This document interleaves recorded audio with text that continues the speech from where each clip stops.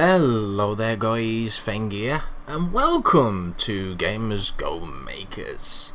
Okay, now before we actually get into the game, I just want to talk about a few things.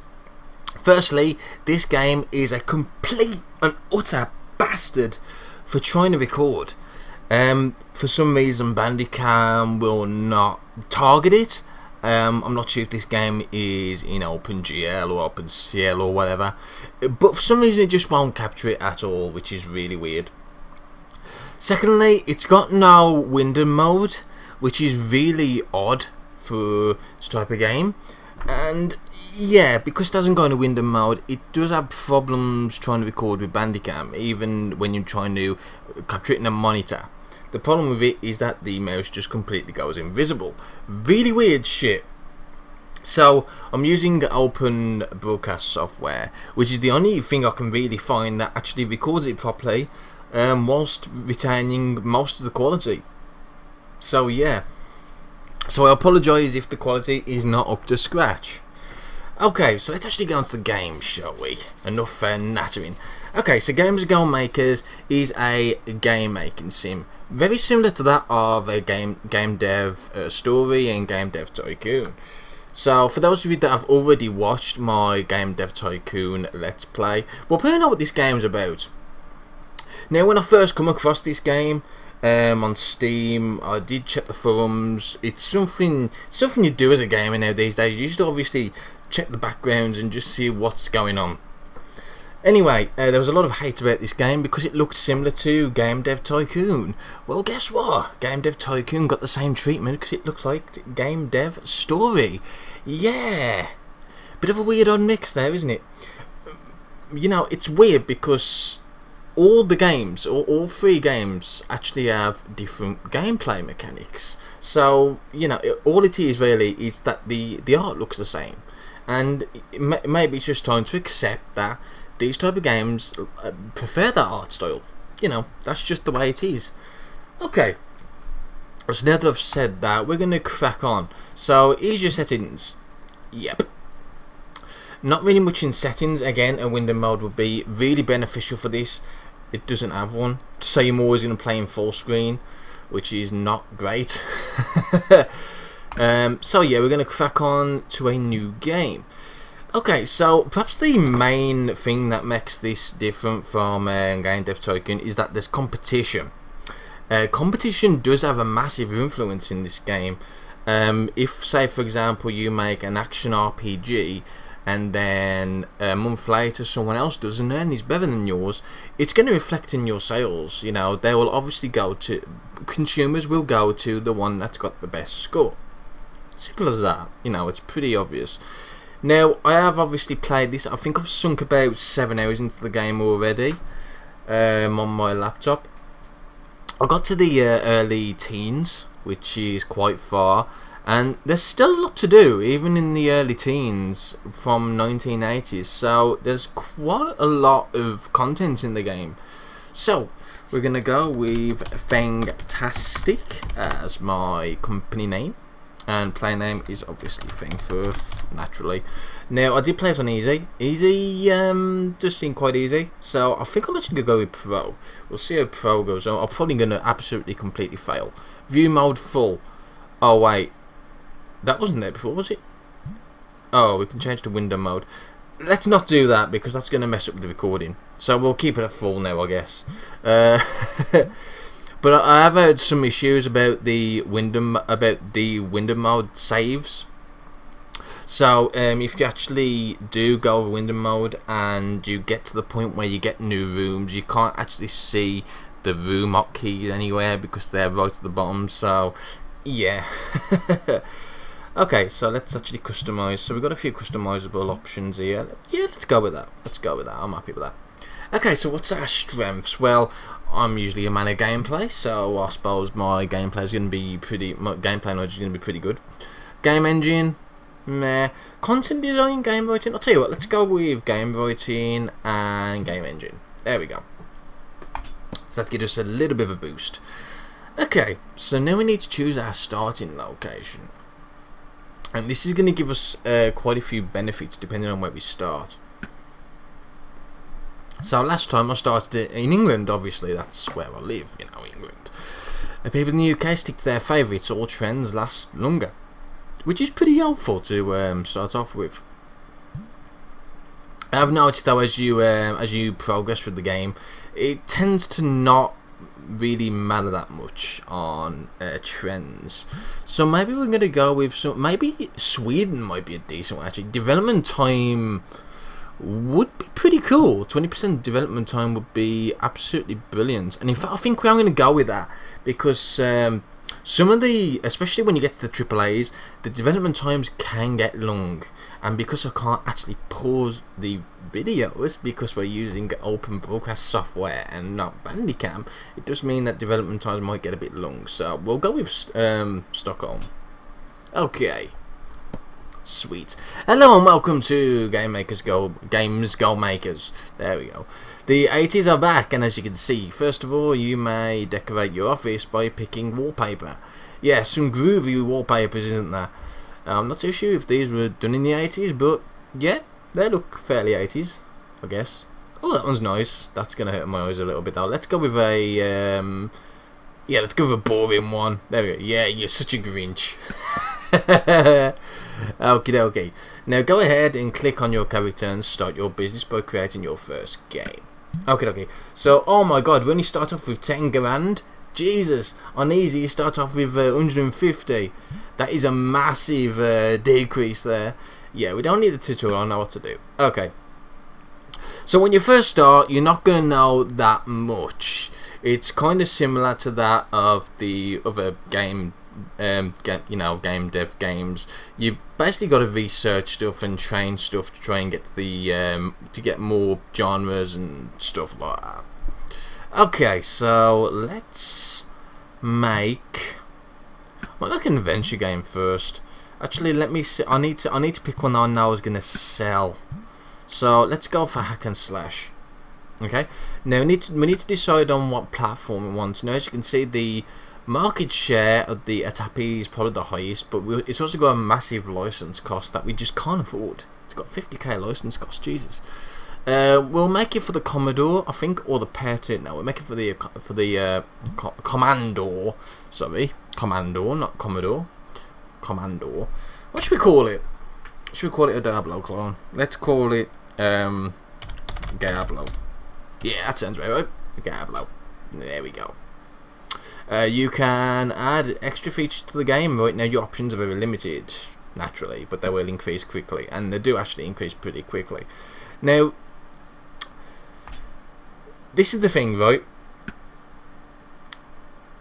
This is basically the main screen. This is where we decide what's going to happen to the game. So, we can focus more on gameplay, focus more on graphics, etc, etc. We've got 6 points left. Now, if we want to, we can actually decrease some of these if we don't think, say for example, game writing is going to be useful for an action hack and slash game.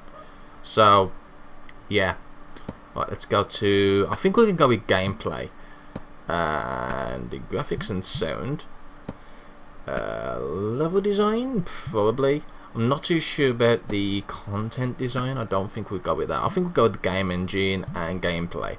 Don't think we're going to need all the others just yet. So we're going to focus on that. Now, obviously, as you go along, you can hire employees and you can buy new offices. What that's going to do is it's going to be able to basically help you to get these better, really, make better quality games. Okay, so we can speed up the game. Just right click on the play pause. Yeah, we can't actually speed up the game. We can only play and pause it, so that's kind of a fib. We can't actually like double speed it, which is something I think the game could do with sometimes, especially when you get to the AAA titles, because sometimes you're just waiting for like a modest amount of time. It's a bit bad, really. Okay, so you can choose a theme for your story and spend money on writing content. Okay. So what we're going to do is we're going to choose a story. Now there's a high trend for jungle at the moment, so we're definitely going to go with that. That's going to help our game sell. But you've got to be careful because obviously sometimes trends can end as well, so you have to be very careful. That's why I suppose England was pretty good, because the trends lasted for a lot longer, so you was able to actually make games while the trend was still there. Okay, so we could spend up to 30k, but we've only got 10k, so let's spend. I need to be careful because you do have room and maintenance costs, so I think I'm going to spend 2k on the story budget. We can also translate, but as you can see, this is pretty expensive to do fairly early on, so we're going to stick with the that should be English, not USA. Oh well, never mind. Now, content, so we can increase the violence, the language, and the sexual content, so we can make it a very sexy jungle game if we really wanted to. Tarzan and Jane, maybe getting it on in the thingies, yeah, with lots of explicit language and violence. So for these types of games, it's usually fairly violent, a bit of explicit language, and maybe a little bit of sexual content. Let's go with that.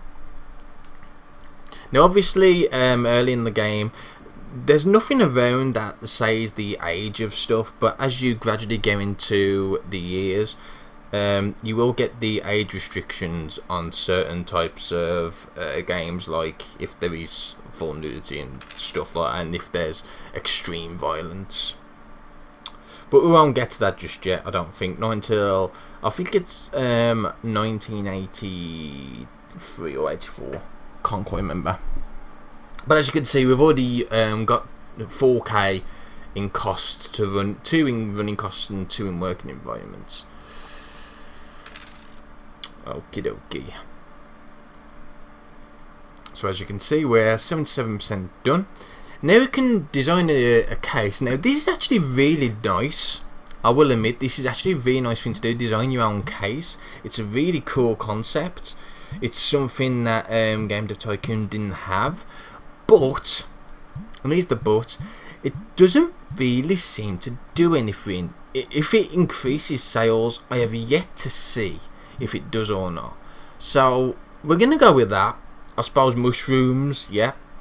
We can change the colour if we want to of the actual thing, but we're not going to. Now as you can see, there's actually a box price. So as you can see, it's $4 to actually make this box. So for every game you sell, it's going to cost you $4 for the box. Well, for packaging costs, I would have guessed. That's what that is. So let's go with that. As you can see, we're getting fairly close. Now when you've actually finished a game, you do gain experience in the certain areas, and it's quite in depth how many areas there actually are, especially when you get to mid-game. There's a lot of areas to cover, so just bear that in mind. So here we go, we've actually got more gameplay, and we've actually leveled up. Sweet. So we need to focus on gameplay, game engine, or game mode. And let's go with gameplay again, since that's our main kind of thing here. Okay. Now it's time to put your new game on the market. Now this is also a nice interesting twist. We can actually price our game, which is really cool, and as we get later on into the game, we can actually market stuff. We can actually put magazine ads, TV ads, and also eventually online ads, which obviously are pretty cheap. So yeah, and obviously TV ads are quite expensive. Okay. So as you can see, there's a very strong trend for jungle games. There's not a significant trend for action, hack and slash. There's no similar game on the market, which is absolutely superb because I'm not going to be in direct competition with anyone. So that's great. I've got like a monopoly for the time being on this kind of game. It's got a market share of 36%, which is quite high. And the average game for an hack and slash is $19. Now I'm actually going to be a bit greedy and put $20 on this. Since we have basically got a monopoly on this, we may as well just stick it up just that little bit. Now hopefully the reviews are pretty good. Now I love the review system of this game. It is so great. It does it kind of like a Metacritic score, which is really cool. Your first research option is available, which we all, I suppose, get to do. Yeah? Okay, we can't afford it. It needs 2k. Okay, then we'll not do that then. Now we need to rely on this selling. Otherwise we're screwed. Okay, let's look at the reviews. Okay, not particularly great. In fact, that's not bad for a first game. That is not bad at all. 69%. It's also kind of sexy. Rude Feng. But yeah, Fengtastic comes up with their first release, a cool action hack and slash game for the Commodore. I'm really curious about the next game. So it actually tells you the pros and cons, which is really nice. And also, if you look at the way it's set out, as you can see, it's got graphics and sound first. Now, I'm not 100% sure on this, but I think depending on what's first is the most important for the game, which kind of makes sense. So as you can see, we've got low graphics, low sound, and because of that, it did knock it down a bit. But we did focus more on the graphics and sound, so there's not really much we could have done there with our expertise at the moment. So many elements are unfinished, and the music gets repetitive. Okie dokie. Now that your game is on sale, you receive the income from the game every day. Your game will be on sale for 90 days. Now, this is what I don't get about these games. I mean, every single iteration of this particular genre has gone by a certain amount of days. Games can still sell after those 90 days. So, why on earth are we limited to just those 90 days? I mean, Gablo could have a nice spike in a year's time and people might try and buy more. It's really weird how it doesn't keep that, you know, how it doesn't keep the information for that, but oh well, whatever. I suppose it's for gameplay reasons, you know, balance reasons, I guess, or something. Seems like we've got our first fans. Yay, we've got 6 fans. It looks like it's selling pretty well, actually. We've not got it, as long as we get to 10k, then I'm actually okay about that. Okay, so we have got that. I'm going to do a little bit of research now. This is going to help us quite a bit. Audio, pretty simple, straightforward. Now, normally it just takes a certain amount of days and money, so that's pretty cool. Yeah, let there be sound. Bring your games to life for your mono channel abilities. Cool. I'm actually going to pause at this point. I want to show you some of the other things about the gameplay and interface elements. So, as you can actually see your previous review for your last game that you actually released. So as you can see, we can see this again, which is pretty cool. We can also see the market. This is the market of all the games in this particular year, which is really nice to see how your competitors are doing in response to you, which is really cool. Obviously, our game's actually come 15th, which is not that bad. It's not that bad at all. It does go by rating rather than sales, but it does usually influence which you sell, except for obviously in this case, for example, the Land of House only sold 882k units, whereas Strategic Victory by Atapi actually sold for 1.4 million units. So, you know, that's just the way it is. Now, there is other things like awards as well, so you can actually get Game of the Year awards as well as Game of the Month. And what that will do, that will actually give you a bit more. I think that should give you more fans as well as give you a bit more credibility and stuff like that, which is really nice, very nice to get. What else have we got? Project history, so you can see what you've made. You can click on each individual one. So for example, we click on this one, and if we actually click the percentage, we can actually see the review again, which is really nice to see past reviews of your games. And there's feedback there. It actually tells you a little bit about what people liked, which is really nice indeed. To get all this information, you know, as feedback's actually really nice. And we've also got the map. Now, later on in the game, what you're able to do is once you got enough money, you're actually able to buy out the competition, which is a really nice feature. And what you can actually do is you can buy out, say for example, a Tappy. This is just an example. I don't think a Tappy will. I think it will exist still. Yeah, of course it will. But what I'm saying is, you can buy them out, and then after that, you can invest a little bit of money into the business. And what will then happen is you can tell them what to make and what console to make the games for, and you'll basically get money from that. It's basically free money, depending if the game sells well or not. So that's pretty cool. It's really cool how you can do that. But obviously we can't do that just yet because we're sitting on 14k, which is not a lot at all.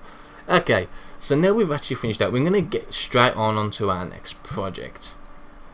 So, I think I'm going to put a cut in here as well. I can't see the time, how long the videos are, so I'm just guessing at this point. I hate open broadcast software. but it's the only thing that can record this. So I'll see you for the next episode, guys.